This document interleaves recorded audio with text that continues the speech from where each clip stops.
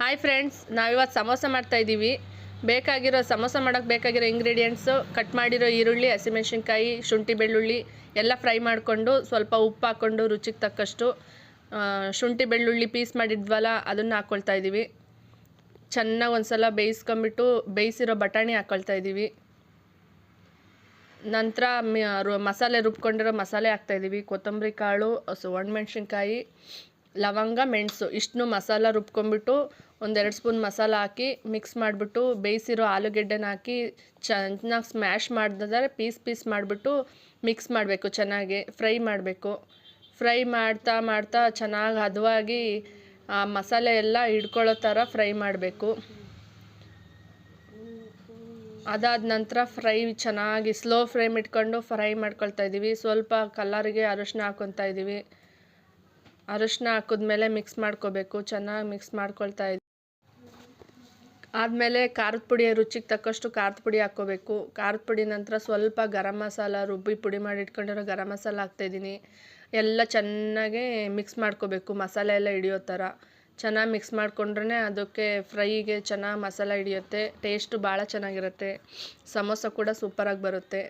ಆ ಪೀಸ್ ಎಲ್ಲ ಸ್ವಲ್ಪ ಸಣ್ಣದಾಗಿರೋ ಥರ ಮಾಡ್ಕೊತಾ ಇದ್ದೀನಿ. ನಂತರ ಕೊತ್ತಂಬರಿ ಸೊಪ್ಪು ಹಾಕ್ಕೊಳ್ತಾ ಇದ್ದೀನಿ.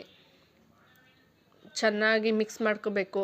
ಕೊತ್ತಂಬರಿ ಸೊಪ್ಪು ಹಾಕ್ಕೊಂಡ್ಮೇಲೆ ಮಿಕ್ಸ್ ಮಾಡಿ ಸಣ್ಣ ಫ್ಲೇಮಲ್ಲೇ ಮಿಕ್ಸ್ ಮಾಡ್ಕೋಬೇಕು. ಚೆನ್ನಾಗಿ ಮಿಕ್ಸ್ ಮಾಡ್ಕೊಳ್ತಾ ಇದ್ದೀನಿ.